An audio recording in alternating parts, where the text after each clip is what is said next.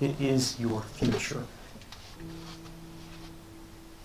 They're selling our future. They're selling our past. They are selling our history, our identity, and ultimately, they are stealing our power.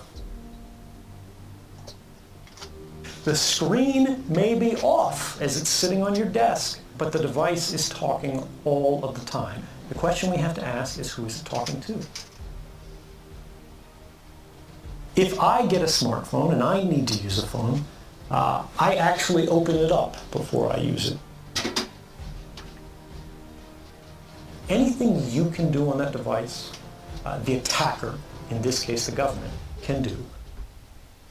Before 2013, if you said there's a system that's watching everything you do, the government is collecting records of every phone call in the United States, even for those people who are not suspected of any crime, it was a conspiracy. Yes, there were some people who believed it was happening. Yes, there were academics who could say this was technically possible. The world of 2013, we suspected, some suspected that this was happening.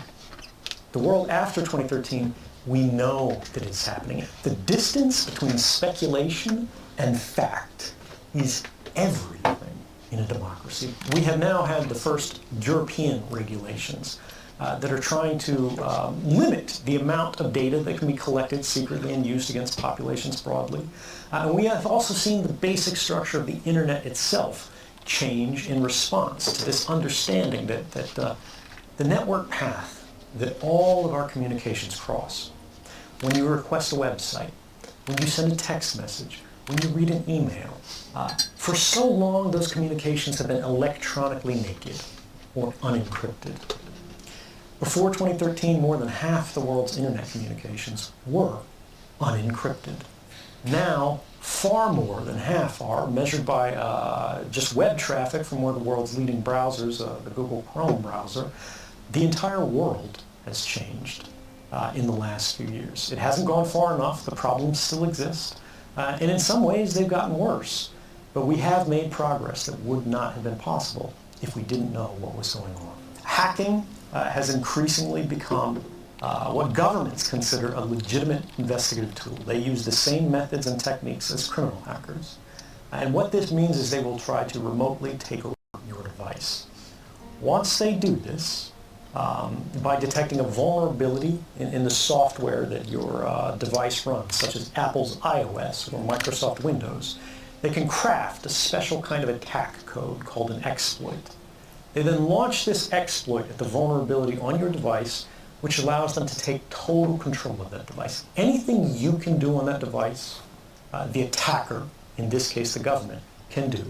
They can read your email, they can collect every document, they can look at your contact book, they can turn the location services on, they can see anything that is on that phone instantly and send it back home to the mothership. They can do the same with laptops. The other prong that we forget so frequently is that in many cases they don't need to hack our devices. They can simply ask Google for a copy of our email box, because Google saves a copy of that. Everything that you ever typed into that search box, Google has a copy of. Every private message that you've sent on Facebook, every link that you've clicked, everything that you've liked, they keep a permanent record of. And all of these things are available not just to these companies, but to our governments, as they are increasingly deputized as sort of miniature arms of government. What about enabling your microphone camera? If you can do it, they can do it.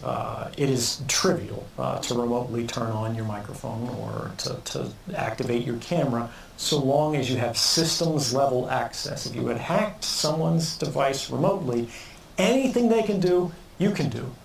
They can look up your nose, right? They can record what's in the room. The screen may be off as it's sitting on your desk, but the device is talking all of the time. The question we have to ask is, who is it talking to? Even if your phone is not hacked, right now, you look at it, it's just sitting there on the charger. It is talking tens or hundreds or thousands of times a minute to any number of different companies who have apps installed on your phone. It looks like it's off, it looks like it's just sitting there, but it is constantly chattering. And unfortunately, like pollution, we have not created the tools that are necessary for ordinary people to be able to see this activity. And it is the invisibility of it that makes it so popular and common and attractive for these companies. Because if you do not realize they're collecting this data from you, this very private and personal data, there's no way you're going to object to it. Once your phone is hacked, what is in their hands is not simply your device, it is your future.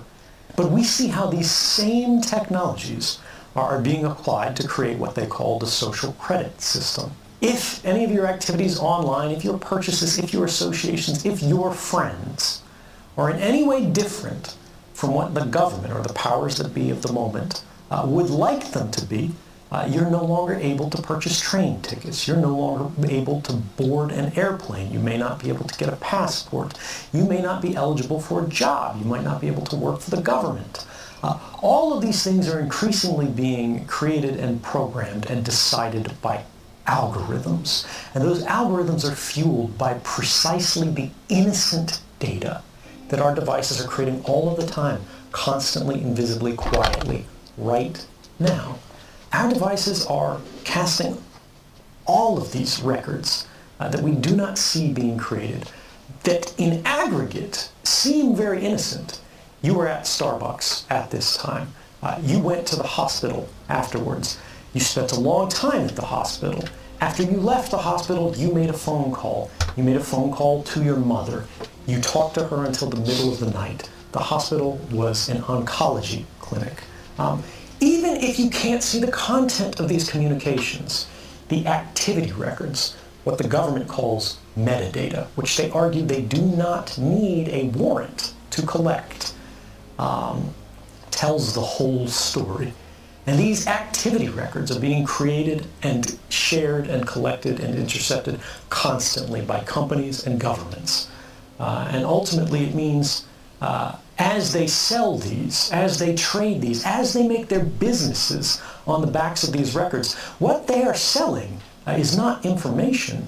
What they're selling is us. They're selling our future. They're selling our past. They are selling our history, our identity, and ultimately, they are stealing our power and making our stories work for them. If I get a smartphone and I need to use a phone, I actually open it up before I use it. I perform a kind of surgery on it to physically desolder or sort of melt the metal connections that hold the microphone on the phone. And I physically take this off. I remove the camera for the phone, and then I close it back up, I seal it up. And then if I need to make a phone call, I will attach an external microphone on it. And this is just so if the phone is sitting there and I'm not making a call, it cannot hear me. Now this is extreme. Most people do not need this. But for me, it's about being able to trust our technology. My phone could still be hacked. My laptop could still be hacked. And just as I told you before, the same principles apply to me. If it is hacked, they can do anything to the device that I can do. So my trust in technology is limited.